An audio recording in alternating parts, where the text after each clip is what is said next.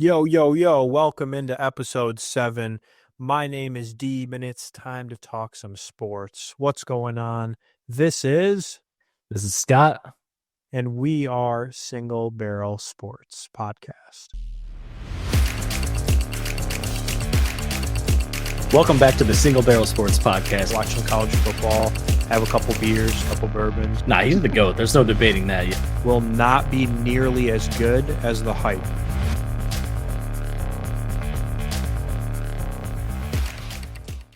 Yo, it is episode 7, Deep. Can you believe that? This is the longest standing podcast I've ever held. Hey, and we got no plans to stop on anytime soon. Welcome in, everybody. It is cold. It is snowy. And in areas that it's not usually snowy. Deep, what's been going on, man? It's been a week since we talked last. Catch me up on life. Bro, I keep finding snow in places that some people should not find it. Let's put it that way. I come in from the snow and there's just snow everywhere. So things have been things have been good, but yeah, there's a lot of snow out there. Let's put it that way. I moved out of the state of Michigan to get away from this, and here it is. It's currently snowing here in North Carolina, and pretty heavily too. Like I looked outside the window and I was like, dude, am I in the South right now? Like, where am I living at? Yeah. Can't escape it, I guess. Well, I decided to send you some as a going away gift, Oh. just to make sure you remember living here and you remember your time here. I don't ever want to remember it again, but I appreciate that anyway. Listen, man, what's new in life, dude? What's up with the family? We're halfway through January already. That's crazy. Yeah, so outside of the weather, obviously that's been kind of keeping us indoors as we talked about. Good excuse to watch sports and especially football, national championship. But no, I mean things have been going pretty well overall. A lot of my focus right now has been on just number one, just trying to get through. I think the first few weeks of the new year, as you know, it's always one of those weird like going back to work, holiday, some people have like slump from having time off and that sort of Oh thing. yeah. So I think for us, we've been trying to stay active, trying to stay fit and move our bodies because like with the snow and the cold, it's tough. And like even our dog hates going outside right now. So trying to stay fit, trying to stay active, watching sports and, continuing to work on some other fun stuff in life. But yeah, what's going on with you? Hell yeah, man. I remember those winter times and I applaud you. It was because I would hibernate and I did not stay very fit. And you know what? I'm not doing that this year either, but I have worked on the diet a little bit. I'm trying to cut back some lbs. Things are good though, man. It's been a while since I've been this energized about work. I'm really loving my new job, and the stuff that I've been doing is really inspiring me, which makes me work even harder. So Yeah. it's been really fun. These last couple of weeks have taken up a little bit more hours than normal, Mm. but it's not even like a bad thing. Like the other day, I didn't eat breakfast before I went to work, and then I was just like, well, whatever, I'll get lunch. And then I realized it was like 4 p.m. all of a sudden. And I was like, dude, where the hell did the day go? Like I was like that immersed in my work, and I wasn't even mad. I was like, you know what, man, this was a great day. I was hungry, but yeah, I don't know. Things are good, man. Family life is good. Raven's traveling this week, so a little extra time with the little man, and just yeah, everything's good, man. Yeah, that's good to hear, man. I know it's tough, new stuff, kind of learning and growing and trying to, find a new pathway and stuff like that. But it sounds like things are going pretty well for you so far. One thing I did forget to mention is maybe you kind of recall this about my life, but I have all these like side quests that I feel like I go into. So like the football coaching, volunteer football coaching type stuff, but Hmm. helping to plan a golf outing.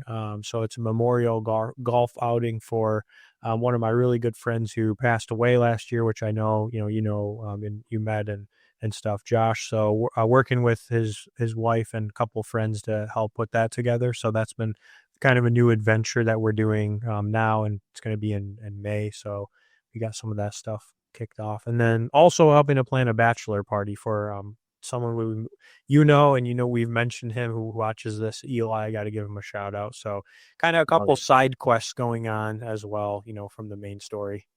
Hell yeah, man. Well, the golf outing I'm sure is going to be amazing. Probably a little emotional, but there's an amazing army that is just wrapped around him. So that's really cool. And yeah, shout out Eli, man.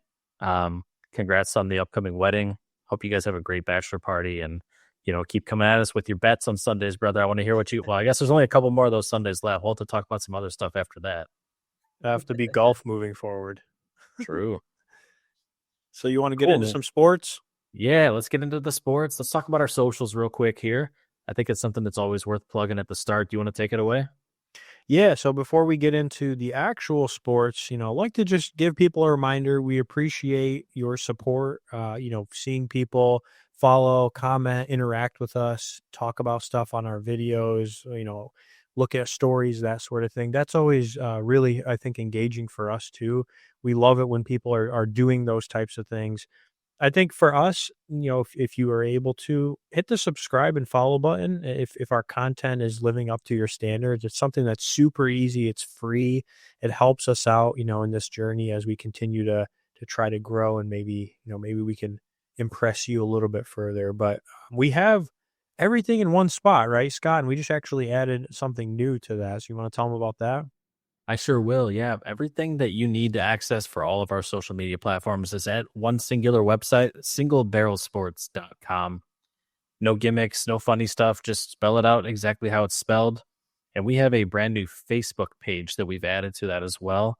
Yeah. Facebook will be kind of mirroring what we're doing on Instagram. I don't think we have plans of putting a lot of extra into the Facebook, but we do know a lot of people still are active on Facebook and utilize Facebook.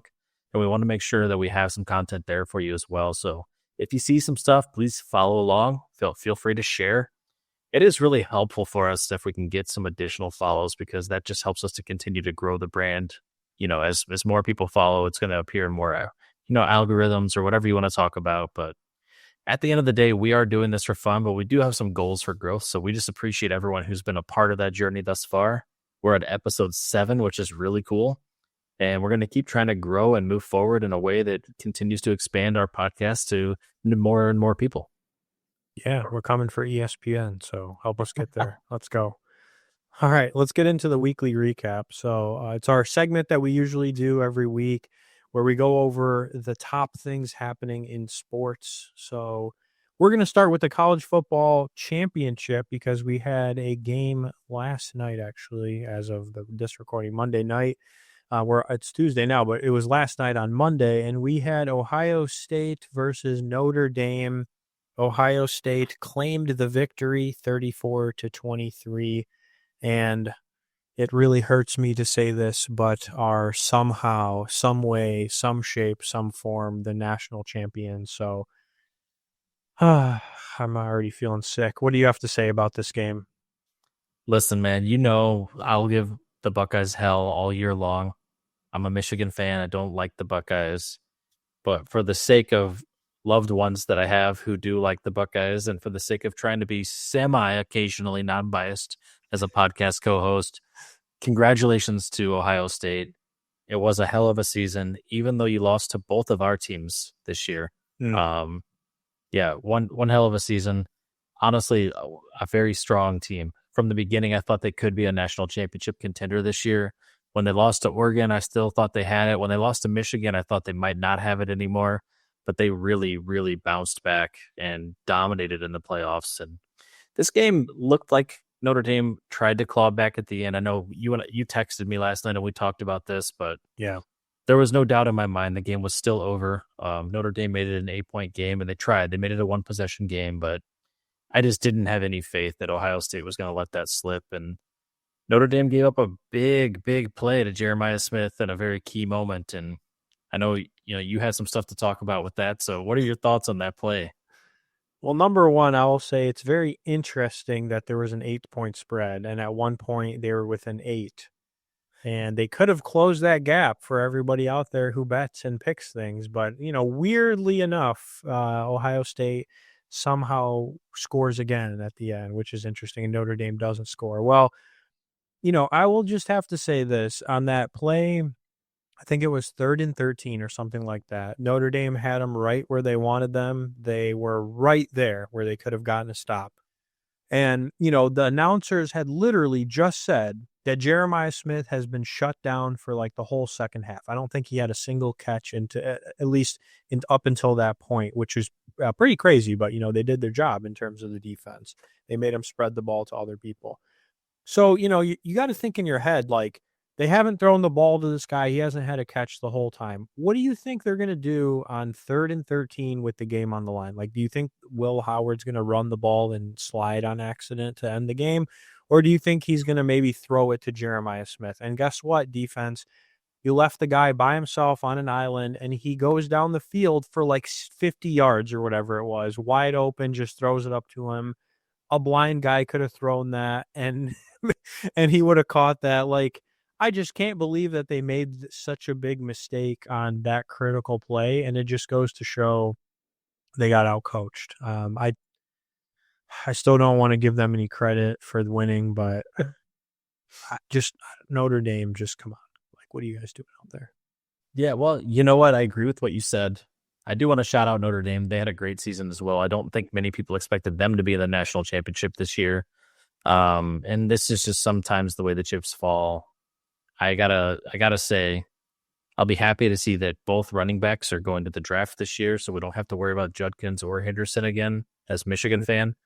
But it'll be interesting. Ohio State's got a way that they can recruit, and they spend a lot of money in NIL dollars this year. They really built 20 mil. They built a team around the salary for sure. And you know what? It worked. And I can't even say anything about that because you got Dave Portnoy out there talking about paying a Michigan quarterback like $5 to $10 million. So I can't even talk about it. Next year, we're going to do the same damn thing. Yeah. I don't know. They're doing the Johnny Manziel, like basically with the NIL. The one thing we do want to mention too is our bracket. So we created a bracket for people to join in on, kind of like a community bracket. We thought this would be something really fun and interesting for people to get involved. 19 people out there. I want to give a shout out to those 19 people who, did participate and hopefully had a little bit of fun with it with the first year, and have to really give a shout out to not the person I expected who would have won this bracket, but Raven, who is your wife, is actually the winner of the bracket. She's the only person, the only individual to pick Ohio State to win the national championship. So congratulations. We have to give a special round of applause and shout out to Raven for winning the bracket. And then, top 3, also have to give shout outs to Angelo and Nick, who came in the top 3 with their bracket points based on who they picked. Yeah, I got to say, after the first round, I didn't think Raven would win. She, I think, only bet 1 of the 4 games correctly, maybe 2 out of the 4. But she nailed it from there. She really did. And she had Ohio State. She chose the national champion. One thing I appreciate is that she actually takes an interest in this. And, yeah, there were times where she actually was like, hey, can we watch the game? And so that was cool. It wasn't just like filling it out just to support me or whatever. Yeah. So congratulations to your team, Raven. And I know your family is super energized. And thanks for participating, everybody. Like Deep said, 19 people was a really cool surprise for us. Yeah. We were hoping to get like 6. And so it was really nice to have that many people involved. Yeah, for sure. I'll congratulate Raven, but I won't congratulate Ohio State. Let's put it that way. All right, let's go into the NFL divisional recap, because this was, I think, pretty interesting, a little more interesting, I think, this time than the first round. So we had first game, Kansas City Chiefs, Houston Texans. The Chiefs won 23-14. This one was pretty interesting. Let's put it that way. They kind of destroyed C.J. Stroud. I don't know what the heck was going on, but their defense sacked him, I think, like 8 times or something. Like there was a little, I don't want to say super uncharacteristic, but a little more uncharacteristic for what you usually see from the Chiefs and from the Texans. But we have a couple of controversial plays and things we want to show. But before we get into that, interested to hear if you have any takes on the game before we show clips. Well, I'm going to play 2 sides of the same coin here. I get very annoyed when I see teams get preferential calls by referees, but I do want to kind of say the opposite perspective out for those Chiefs fans out there. When you are a dynasty, this is just like how it was for the Patriots in the early 2000s. everybody looks at every single thing that goes in your favor, right?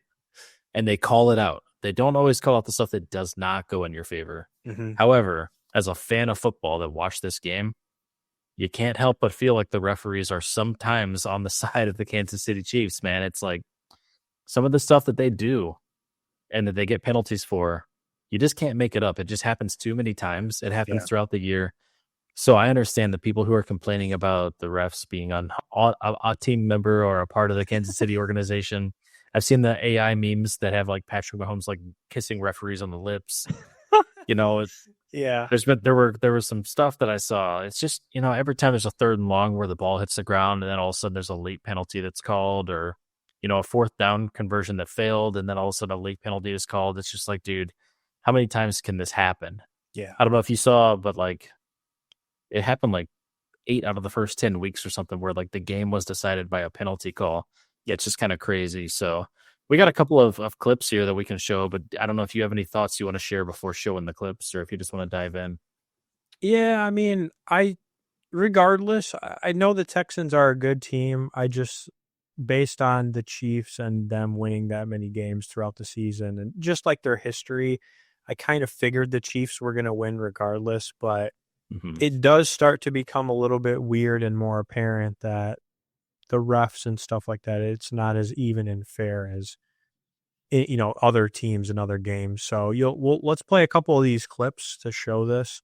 You know, it's a couple of examples, so we're not just talking out the side of our neck. So this first one, you want to talk about this one? I'll talk about the next one. Yeah, so this play here is just a nonsense play. Patrick Mahomes tries to scramble. He tries to extend the play. There's nothing wrong with that. But after doing that, so you can see he fumbles a snap. He starts running. And after trying to extend the play, you can see him kind of just like slow down, stops, and then slides at the last second, gets hit, and the flag comes in. And it's just like, dude, you literally like stood still. And then you chose to slide as they were already diving at you, and you just get the flag call. Like, what is that? What was that play, bro? Like, it was a broken play. You tried to extend it. You can't slide at the 11th hour. You just take the hit, or you slide earlier. Like, look at this. Watch right from here. There's nowhere for him to go right here, right? Watch how slow he's moving. Okay, so one point of reference. He could have ran out of bounds, right? Initially, he has the lane to run out of bounds. Then this guy's blocking. I wonder if right here he sees this lane, see this open lane, and he's thinking maybe I can get the first down.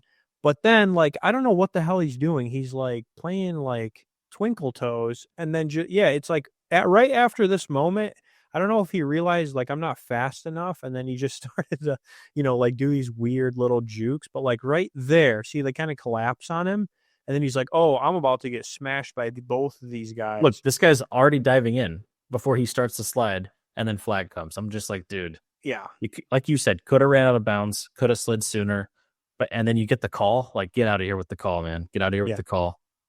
So I think this second one is actually more controversial. I think this one, in my opinion, it's a little more like, come on, like, what was that? So let me pull this one up, and I can walk us through this. But basically, for this one, I think so. Okay, he's going back, driving back the pass. He's gonna scramble. He's running like he's gonna go out of bounds, and then he just like stops. Let's watch that back one more time. Like right And here. also, look at the corner that runs in number 4. He pulls up because he pulls looks like up. he's going out of bounds, right? But then he stops. Mahomes plants his foot here, and he like stops to intentionally draw this hit. And then he flops. Yeah, and that was 100% a flop. There's no doubt in my mind. Let's watch it one more time. You're telling me right there that he fell down from that?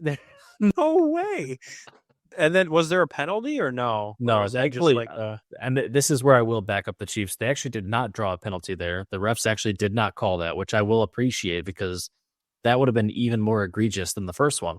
Yeah. But like that is the game that Patrick Mahomes plays, and he does draw the flag 9 out of 10 times. It's actually insane to me how often that would normally get a penalty called. Yeah.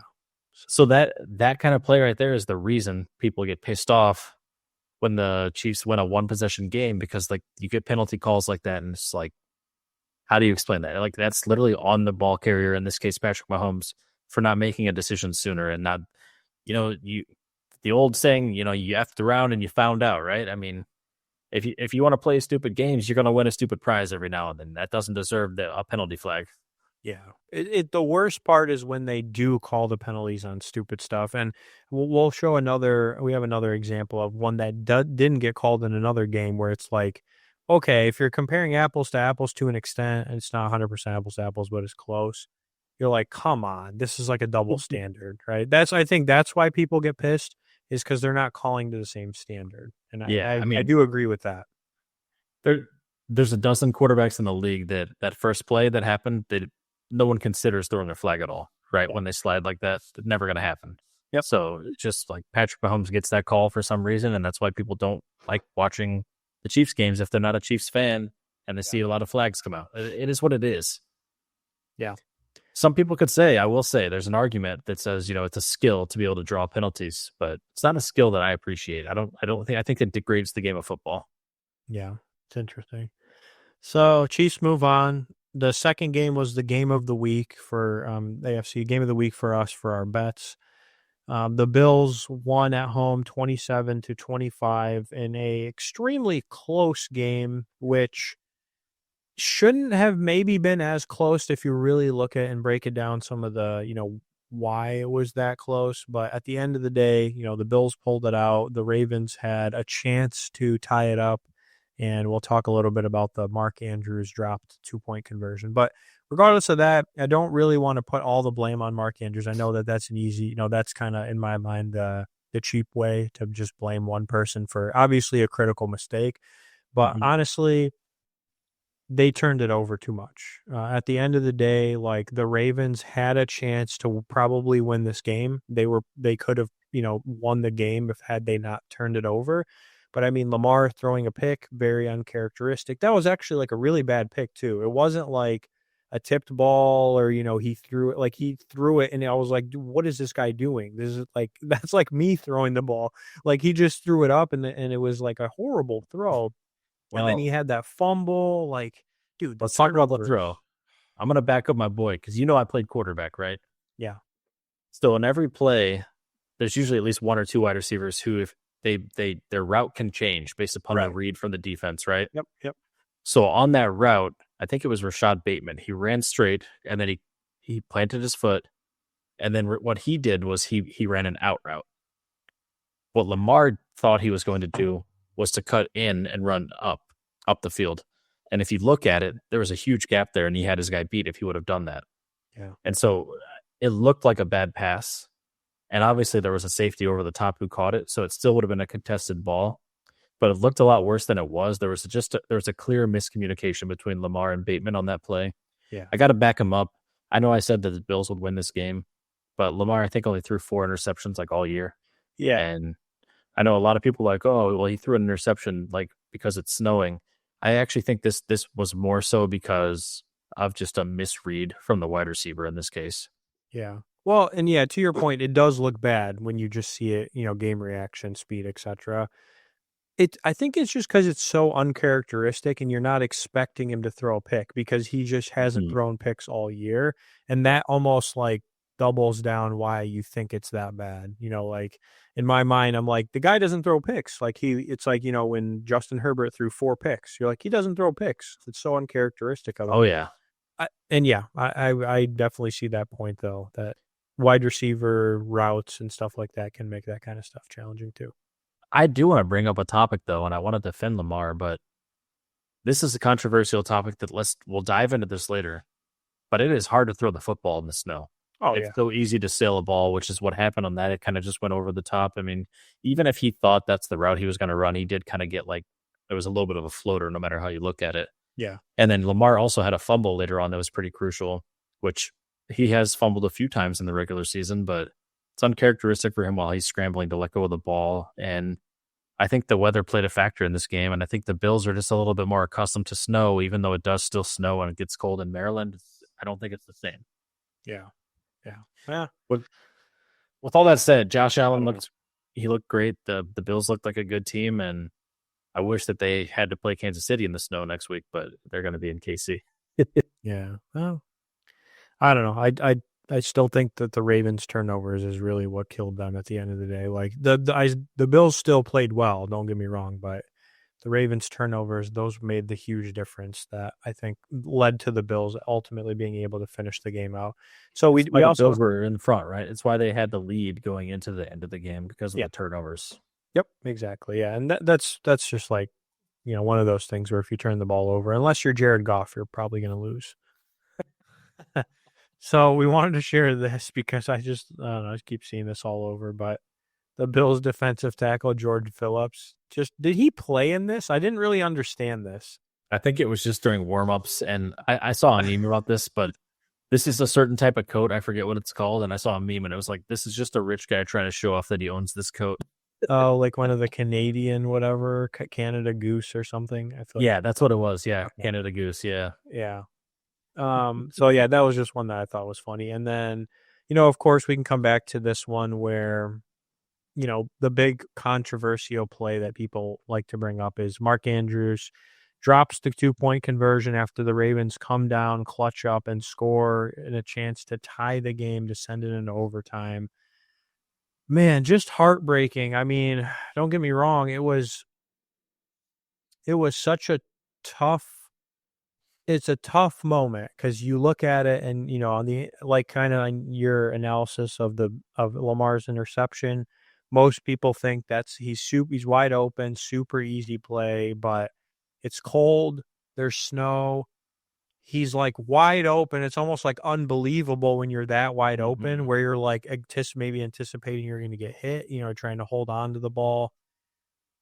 I mean, I know you're in the NFL. You 9 times out of 10, you need to make this catch, and that 1 time out of 10, unfortunately, you get screwed. But I don't know. What do you think about that last play? It's not good. It's not a good look. You do need to make that catch, but I do want to provide some insight that might redeem Mark Andrews a little bit. Yeah. As you said, he was wide open, and he was for a few seconds prior to that ball actually being thrown. Lamar has to get rid of that ball faster. Lamar's got to get him that ball the moment he breaks open. He's running full speed towards the pylon, right? Yeah. Lamar actually kind of underthrew it a little bit. Like Andrews had to try and stop and then cradle it because Lamar didn't throw it out in front of him. And he didn't throw it out in front of him because he threw it too late. He was open the whole time. Lamar like double clutched on the ball and then he threw it. So like it made Andrews wait a second longer, get closer to the sideline, and then have to try and sit and cradle, which I'm not saying this is it's not Lamar's fault. Andrews absolutely should have caught that football. Yeah.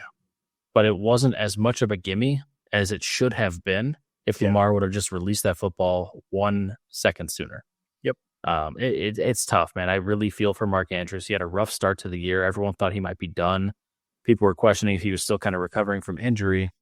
And then I saw that there was a statistic where I think it was like over the last 11 weeks of the season, he actually had the most touchdowns as a tight end in the whole league. So he really bounced back, and it's sad to see him go down like this because I feel like he was the guy that was like Lamar's in a pressure moment. I'm going to Andrews. Yeah. And he did that, and he didn't catch it. And you just really feel for the guy because you know he still thinks about that, and he will for some time. Yeah, it's got to hurt. Yeah, but nah, I mean, not much you can do. Moving into the NFC, we had the Commanders and the Lions. A very upsetting loss of 45 Commanders, 31 Lions. What did you think about this one? Hey, I mean, I can't remember what I said on the podcast last week, but I know that I said Commanders I think would cover the spread. Yeah. And I think I said, who knows, like Daniels could even pull it off. Commanders are like a sneaky team, dude. They're kind of good at everything. They're just not sexy, so people don't think they're as good as they actually are. Yeah. With all of that being said, though, the Lions have had such a dominant 2 seasons now, and it's tough to see a team that's been that good and that consistent to kind of take an earlier exit than you anticipate. But at the same time, it's a pretty crazy thing that's going on in Washington right now with Jaden Daniels. He's I think like maybe the 6th or 7th rookie quarterback of all time that's going to go to a conference championship game. But when you look at, I saw this, the craziest statistic about these quarterbacks. Every single quarterback before him that's been a rookie that's gone to the conference championship game has had a first or our third ranked defense. Oh, His defense is ranked 18th. So this is like a whole new standard. He's setting a brand new precedent for rookie quarterback play right now. Huh. So you go back a couple weeks where I had talked up Bo Nix and talked up Daniels a little bit. Daniels is proving that he's definitely worthy of Offensive Rookie of the Year. I know that the playoffs don't count, but look at him go. And that team did everything right this weekend. They ate up time of possession. They didn't turn the ball over. They weren't punting. I mean, they were doing what you have to do, and they were doing it with a rookie quarterback. Just very impressive. Yeah. Again, Detroit's turnovers, man. The turnovers killed them. Like they had the pick six. I think they had a couple other turnovers. It might have been an interception, etc. Like the turnovers were just big. That made a huge difference in this game. And yeah, I don't know. I mean, it's weird. Obviously, you can take the easy road out and say, well, the Detroit Lions have had so many injuries. They have like, bums off the street playing on defense. I mean, like, and to an extent, I don't know if you saw that one. I'm trying to remember his name, Amik Robertson. I think they're really good. One of the really good defensive backs, like his arm snapped in half. Yeah. It was disgusting, or it was like out of socket. There was like a slow motion video, like right in the beginning of the game too. So it's just like, add salt to the wound while you're at it with the injuries for that team. So yeah, it's just just already had injury. They already had injury issues, and they had more of them. And you can't help but feel for them because I know we said this last week, but they've kept persevering all year. They haven't made excuses. They've just kept doing what they do. Yeah. And it's tough to see that's how things ended up for them. But I think they're going to be good for a long time. I truly believe that.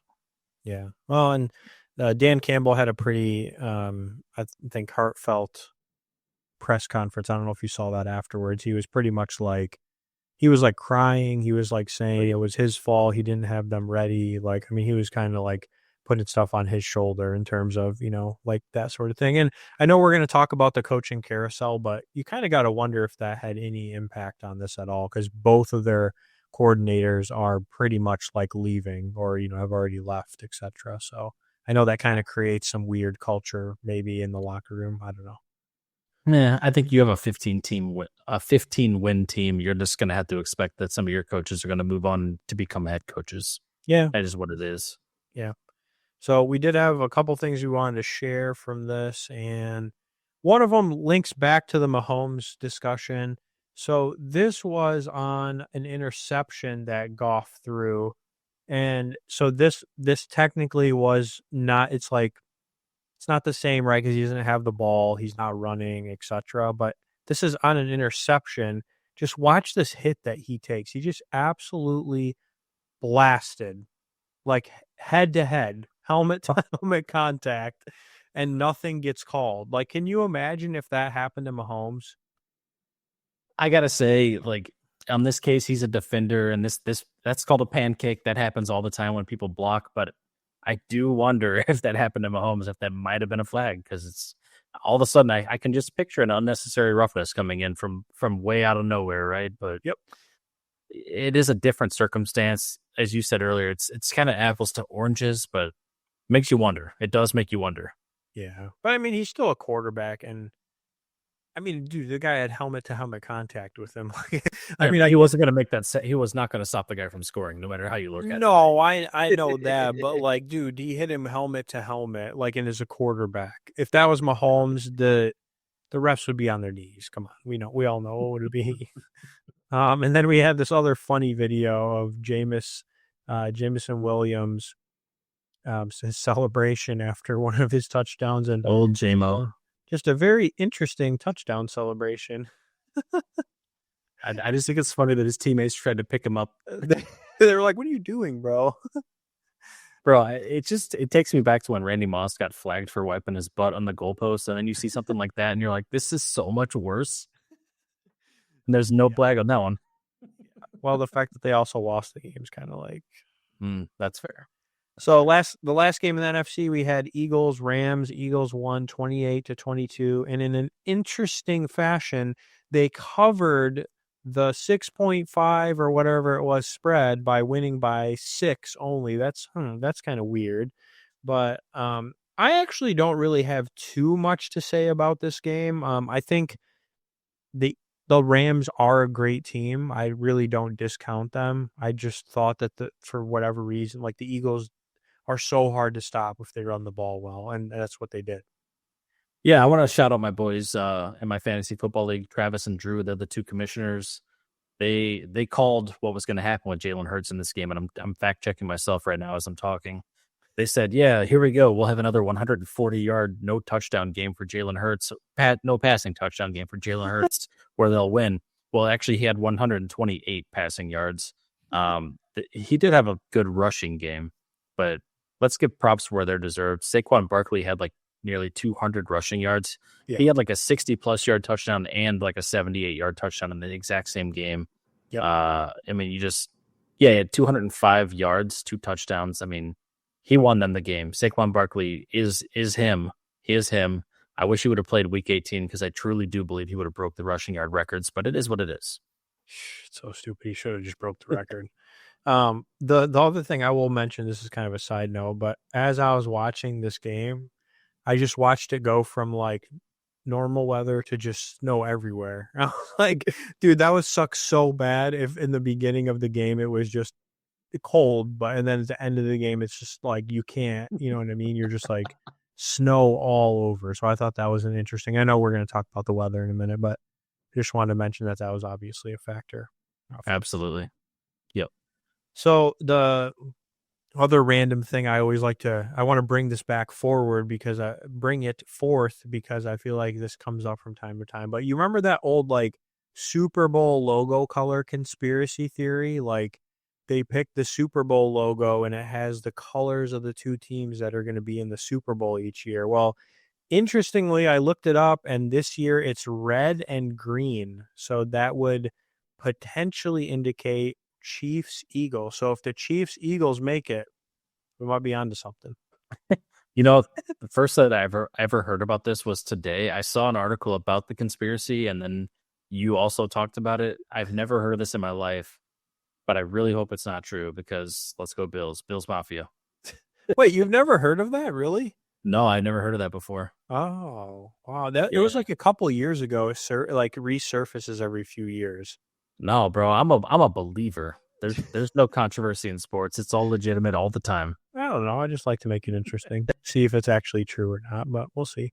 Yeah, unless you're a Chiefs referee, then it's not legitimate all the time. Yeah, that's fair. So from last week, we do have records of our single barrel picks that we made. So Sky, I got to give it to you. You went 5-0 somehow. I know you didn't pick the Eagles. You picked the Rams, and they didn't cover the spread, which is kind of BS. And you did the Ohio State and whatever. I picked because of the spread. I would have picked the Eagles. I did actually in our bet. I picked the Eagles to win. So but the spread is different than a money line. You know what I'm saying? Whatever. You know what I'm saying. There's just certain games where certain things don't happen, and it's like, come on. But you went 20-8 overall so far from when we started this podcast, and I went 2-3, 16-12 overall. And I have to say, I mean, generally speaking, hey, we're still doing both of us pretty good for two guys who sit on the couch on the weekend and watch sports and are armchair quarterbacks. Hey, listen, if you're betting the spread in Vegas and you go 16-12 like you did, you're having a good year. If you go 20-8 like I have, you're rich. You made some money. Depends on how much you bet, right? Well, of course. Yeah, of course. Yeah. And then we also had a couple of bets that we posted this last weekend, right? Yeah, so I can break that down here. And so there's bets that Deeb and I talk about internally, and then there's bets that we actually put out on our socials. We're not a gambling podcast, so we try to limit what we actually put out on socials to just like 1 or 2 a week.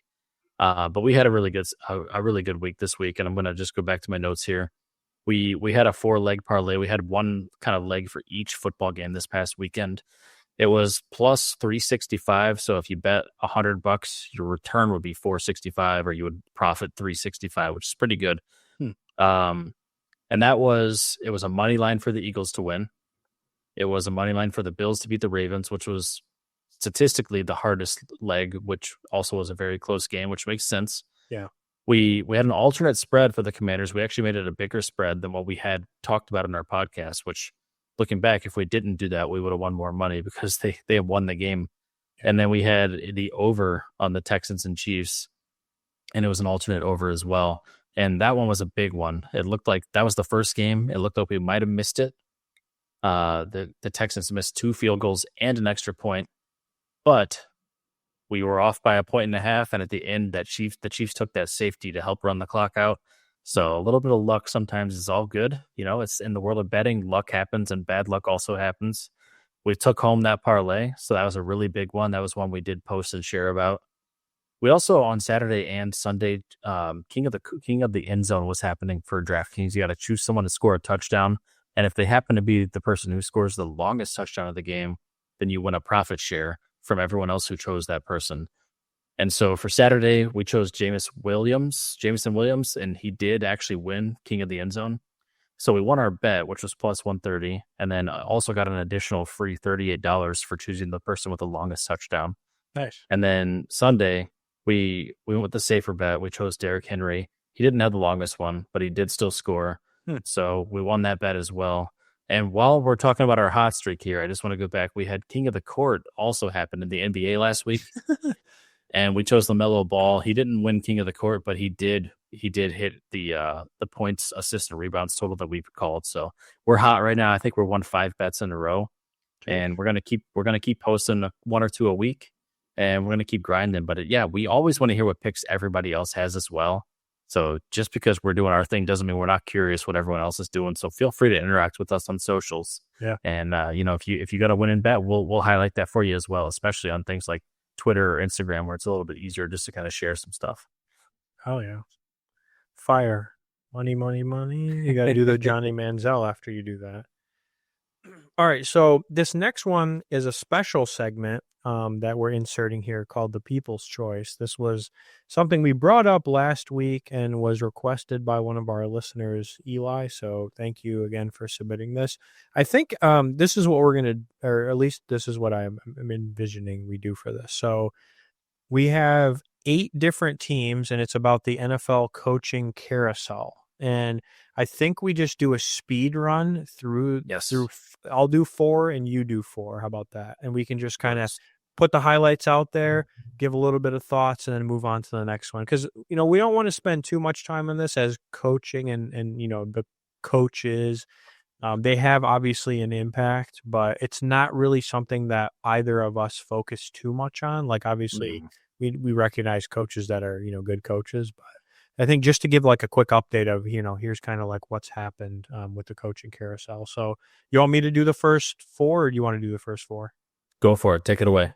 All right, let's do this. It's going to be like Boomer. What's that one guy's name that used to do those segments? That's like Boomer Esiason, right? Yeah. Those quick segments. So, all right, Chicago Bears. The Bears have officially stolen Ben Johnson, the offensive coordinator or former offensive coordinator from the Lions, and he is now their new head coach.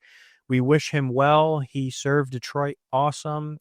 Good luck with Caleb Williams. I think he inherited a dumpster fire, and it's going to make the rivalry even that much more fun to watch. So good luck, Ben Johnson. Dallas Cowboys. Mike McCarthy has departed. We talked about this one last week, so they didn't give him a contract extension. They played all these weird games with him. So they're right now, I guess, interviewing or looking at several candidates. The top people that we are aware of are Kellen Moore, who is the current O coordinator for the Eagles. He probably is the front runner.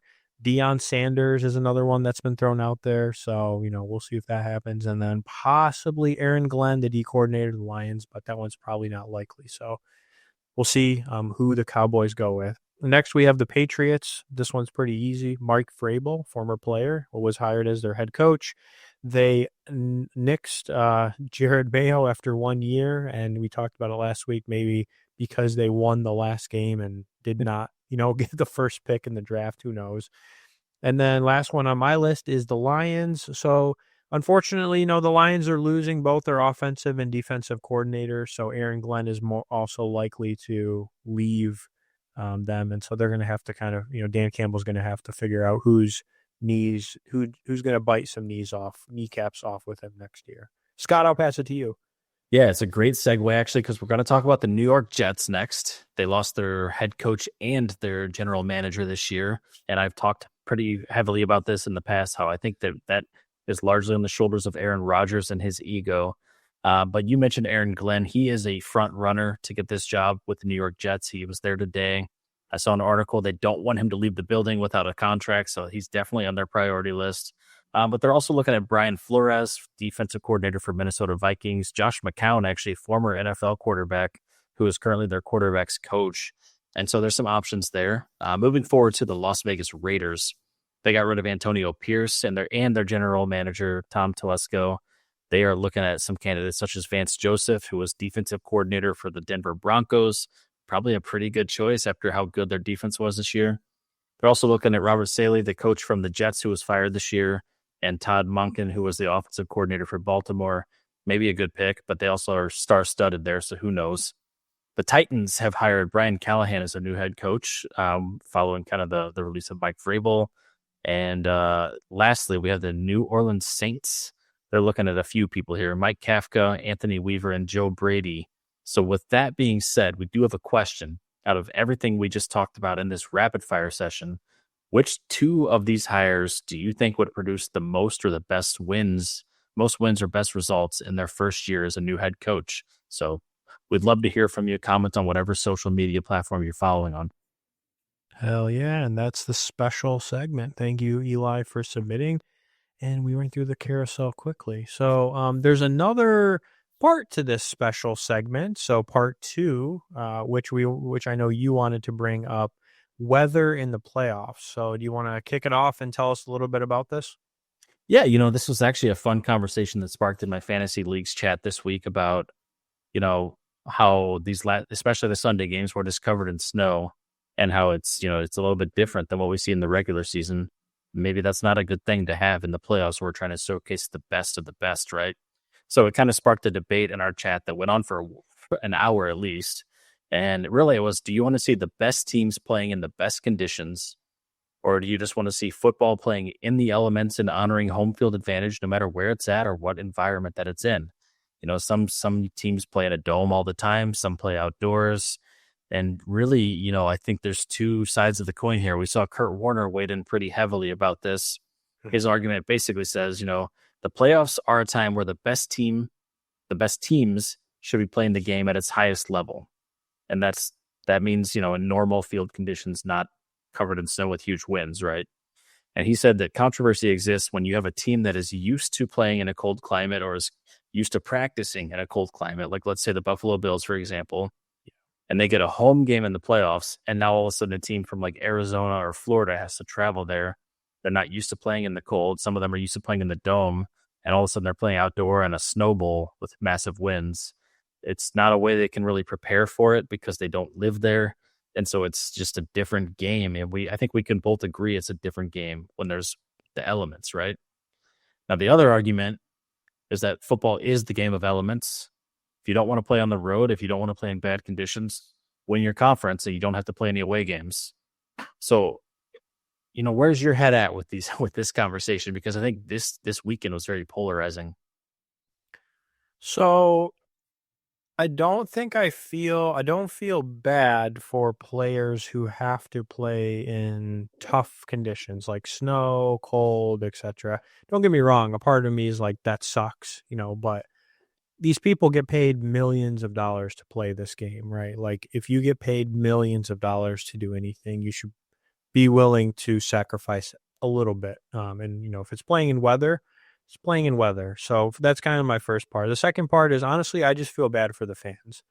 I think that sucks to have to go to a game where it's that cold. You pay a lot of money for the seats.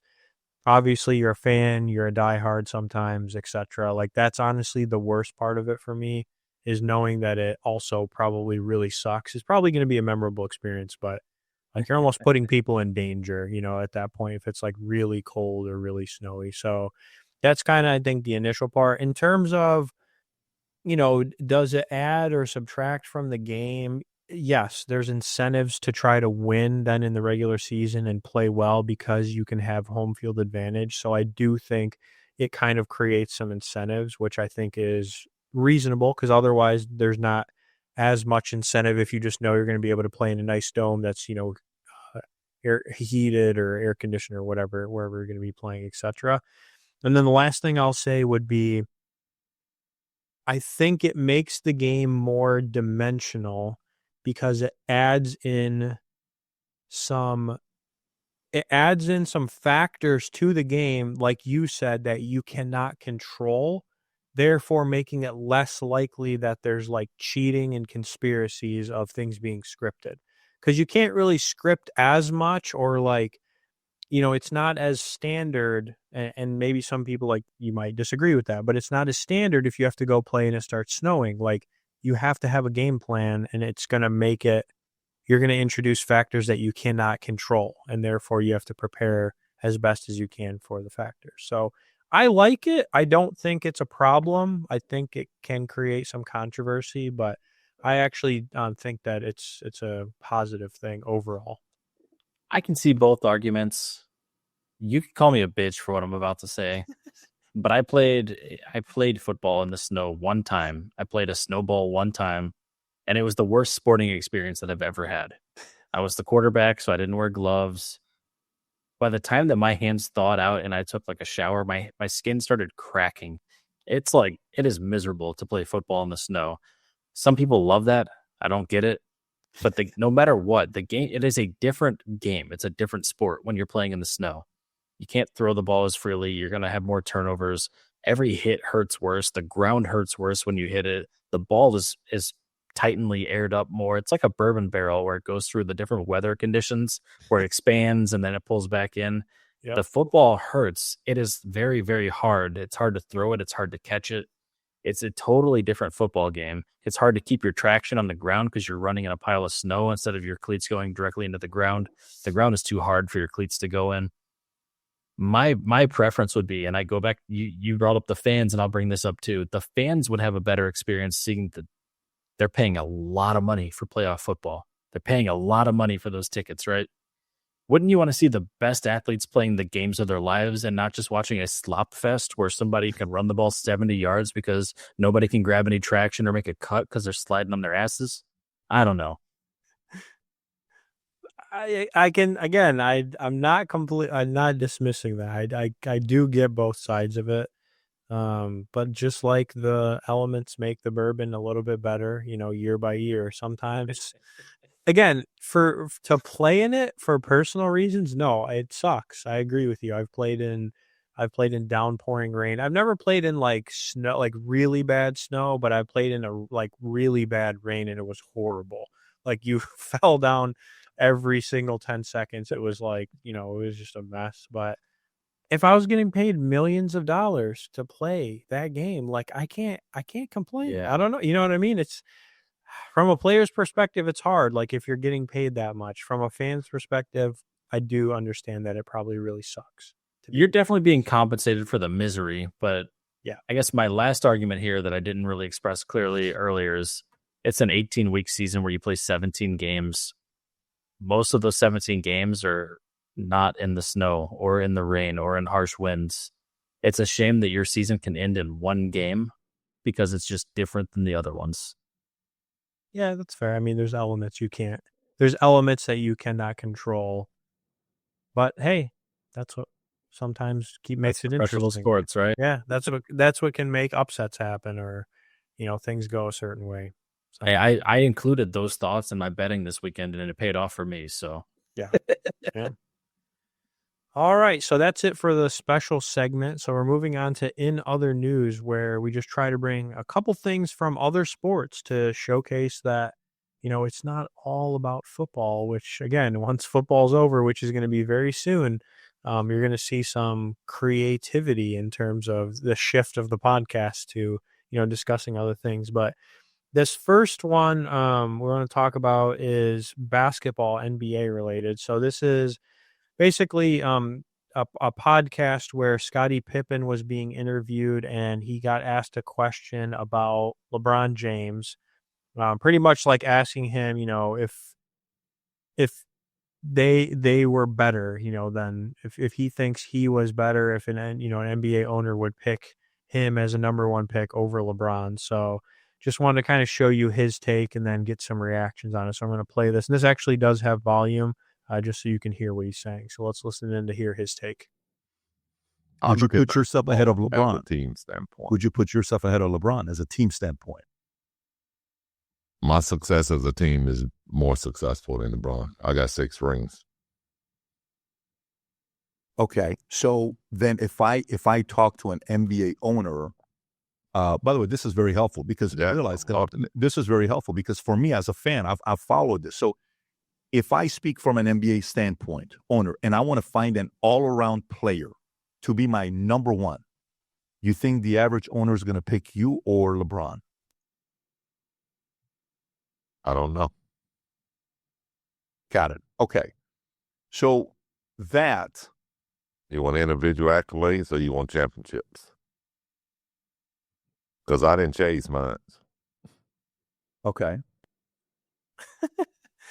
So what are your thoughts on Scottie Pippen's comparisons of him and LeBron? Okay, well, first of all, get in touch with reality, bro. Making the name bad, Scotty. You're making the name sound bad. Listen, Scottie Pippen's a great basketball player. I'm not taking away from him. Yes, they did win 6 championships. And yes, he played number 2 to Michael Jordan, who most people consider the greatest basketball player of all time. There's layers to this, brother. There are layers to this. He's not as good as LeBron. He's not even in the same conversation as LeBron. And if people were going to build a team around a number 1 player, there's no question it would be LeBron James. And just because he has more championship rings doesn't mean that they are because of him. He was the number 2 to the Michael Jordan. I knew you'd shit on it. That's why I wanted to show it. I just knew it would boil you a little bit. I don't know. I mean, I think here's the thing. If it was Michael Jordan saying this, I think it would be one thing. Scottie Pippen is no doubt in my mind an amazing basketball player, and he is probably one of the best basketball players of all time. Like he's in the list. He's maybe in the top 10, top 15, whatever you want to call it. You can debate that, but like it's so hard because you don't know if Michael Jordan wasn't on that team. Like, would Scottie Pippen have won 6 rings? I have no clue. I don't think so. No. I don't think so, generally speaking, but I don't know. Like, I really can't. Maybe that's why he says I don't know when he asked him the first time. But he's kind of, I think, just flashing the whole, like, I got 6 rings and he doesn't type thing. That's kind of what I think this is. But I don't know. Be curious to hear what people's thoughts are. Yeah. If they have. Moving on. So the next one we have was, I just thought an interesting one from college basketball. We don't do this too often, but we're going to be getting more into this. But pretty much this is in overtime, Michigan versus Minnesota, and Minnesota was the underdog here. So they actually, let's see here. So Michigan comes down, they score real quick. So then they tie it up. And then Minnesota hits this crazy bucket from half court. We think we kind of had one of these with Trae Young, but pretty much just seals the deal right there, hits the 3, everybody goes crazy, and they win in overtime. So nothing too crazy. I mean, this is still regular season, but just goes to show that those, half court shots happen in college basketball, and sometimes you can beat, you can be the underdog and still win. So. Yeah, you never know, and you'd love to see a buzzer beater. Sad it was against Michigan, but sometimes that's how it goes.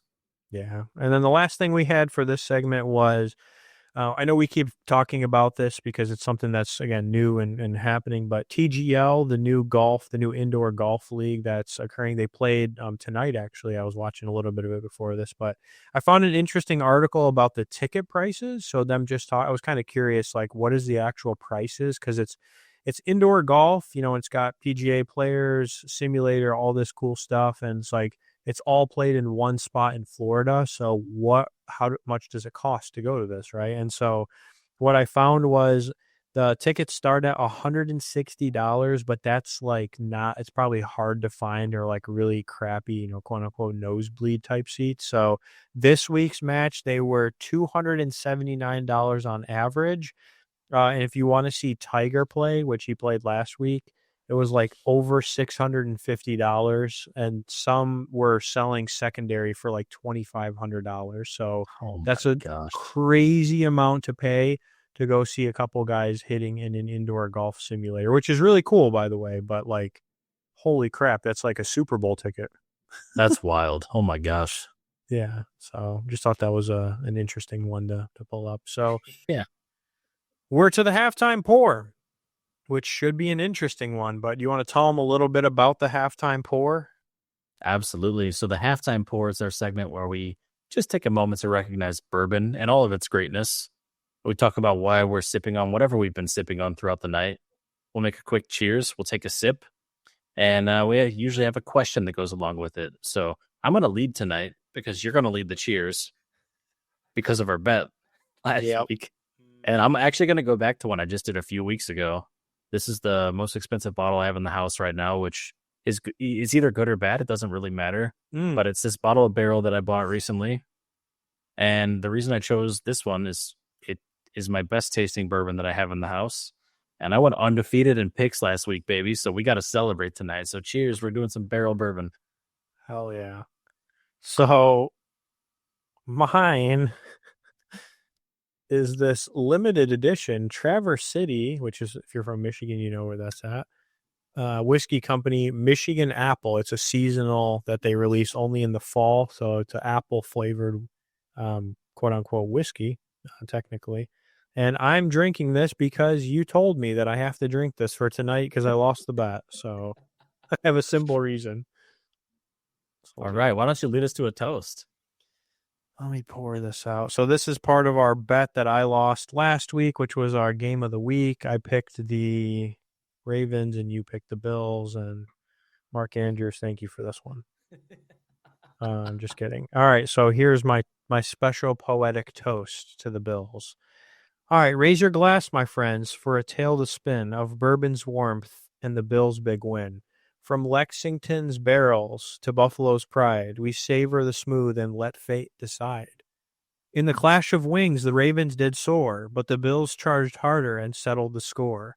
With Allen's arm and team a team so true, they left the Ravens black and blue. So here's to the spirit that fills our cup, and to the team that never gives up. With bourbon's fire and Buffalo's flair, victory sweet as this drink we share. Cheers to the Bills who stole the show, and cheers to bourbon, our faithful glow. Cheers. Also, I definitely didn't write that, by the way. So, in case anyone was wondering. It was well written, though. Whoever wrote it. It was. And all right. You want to do the question of the night? Yeah, last part of the halftime pour is a question of the night that we always ask, and we want to hear from you too. What is one bourbon that you would recommend for someone who is just curious or just getting introduced to bourbon, and kind of how would you introduce that person to the world of bourbon drinking? Deep, go ahead.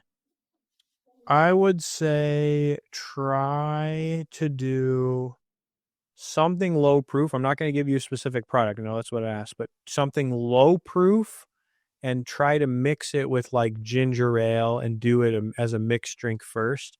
Get used to the taste and then just start slowly decreasing the ginger ale until it gets to like ice and bourbon or whiskey or whatever. So that's my advice.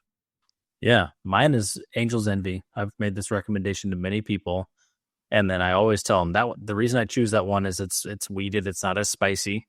However, if it tastes still spicy for you, I always say just add enough water to where you can enjoy the flavor profile, and then over time reduce the water. And that's how it should be with any bourbon. If you ever think it's too hot, just add to taste, and then eventually you can kind of remove the water and just sip it neat. And Angel's Envy is a great catalyst. If you guys want to get started and you've never drank bourbon before, or you don't like bourbon, it's a good one to get started on because it doesn't have a lot of heat. Oh, yeah. I know Nick would like that one. All right. We're going to the community call out where we try to give some love to folks who have been active and or commenting, shout outs, that sort of thing in the community. So I can do this one. I see a lot of people I think have been very interactive, especially on TikTok. I think some on YouTube and and some on the other platforms. But Meyer Michael on YouTube asked about Kevin O'Connell deserving the Coach of the Year. That was a really good question, and thank you for submitting that. Todd L. and Squeeze Ace talking about George Pickens on TikTok. It was one of the clips we posted, kind of some back and forth there about that. And then, just anyone else out there too. There's many people we don't, if we went through the list, well, we'd be here forever, but we just want to say thank you if you're out there commenting, debating, messages, that sort of thing. So we do really appreciate that, to make sure that you continue to do that. So, submit stuff if you have stuff you want us to talk about, if you have takes, if you have bets, if you have those sorts of things, we'll shout you out during a community call out. So anything else on that one, Scott? No, just, on any of our platforms, we're always looking for interaction, and we just want to be a part of the conversation with you guys. So please do engage with that, and we will shout you out whenever you do. Cool. We get to do the funny segment, the Bourbon Blunders next, which are kind of like things not going well in sports, and AKA just kind of like funny clips that we like to show. So the first one's from the national championship. This was after the game. You want to tell us about this one?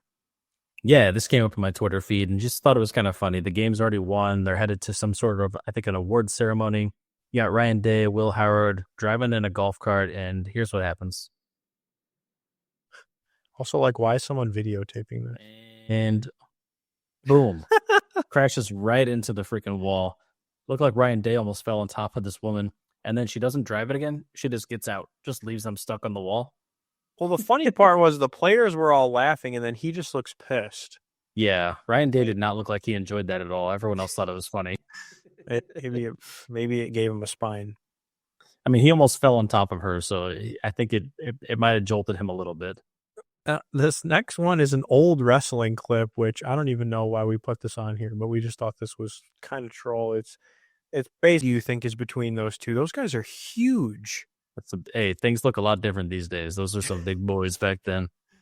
Oh my gosh. This next one comes from the PGA Tour. We're not going to show a ton of this, but basically I actually was watching this live as this happened, but this golfer, William Moo, I think, Mao, I don't know how to pronounce his last name. I might be saying that wrong, but he had a hole where he had a 13 as a professional golfer. And basically, as you can see here on the left-hand side, when he got into this bunker, I'm just going to show a little bit of the clip here of him getting into this bunker. Look at this thing. So when he goes into this bunker, like, this is me playing golf right here. Like, he keeps hitting it, and it just comes back, rolls back. He hits it another time.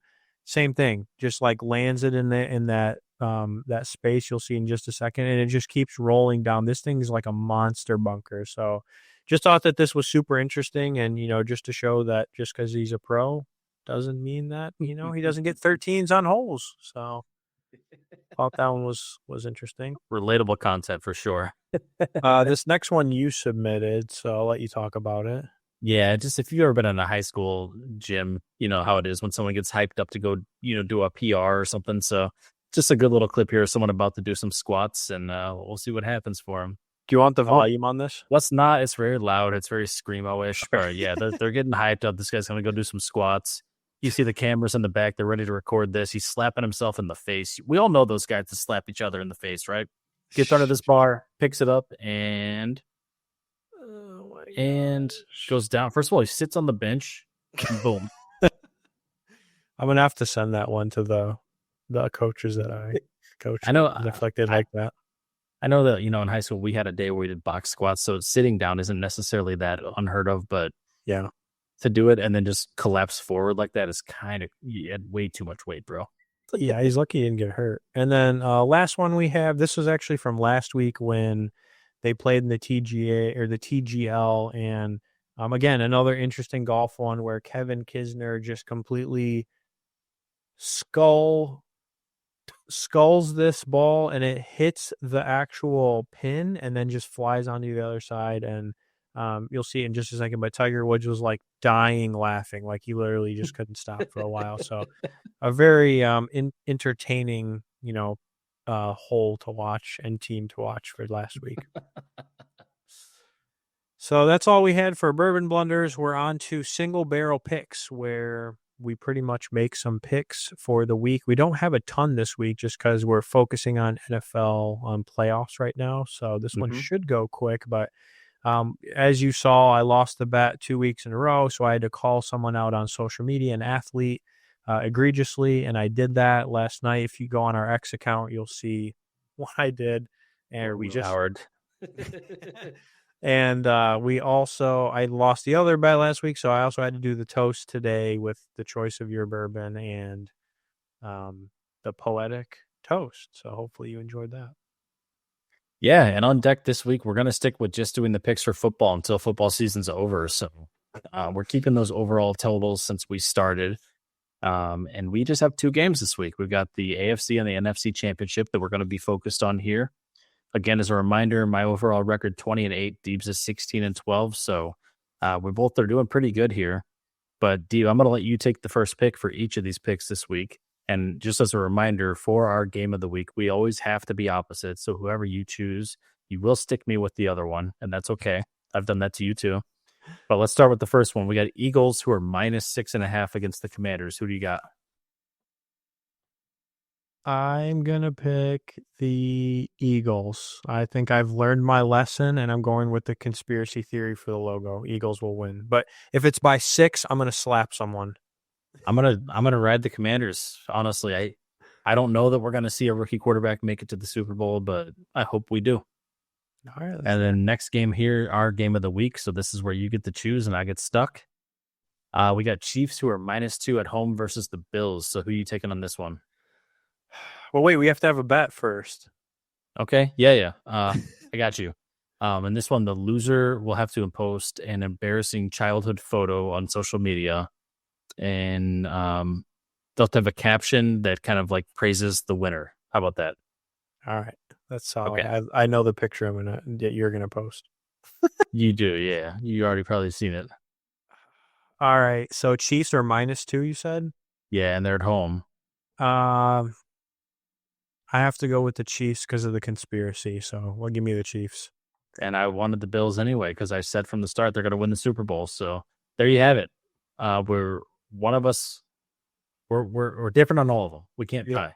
So I guess we could tie. Someone's going to go 2-0, and someone's going to go 0-2, or 1-1. You never know. Oh yeah, I guess technically 1-0. Yeah, that's fair. But you know what? 2 games and we both chose differently on both. Kind of like that. Yeah. Now, to my wife's favorite segment. If you guys have never seen this before, the 2-minute warning is coming up.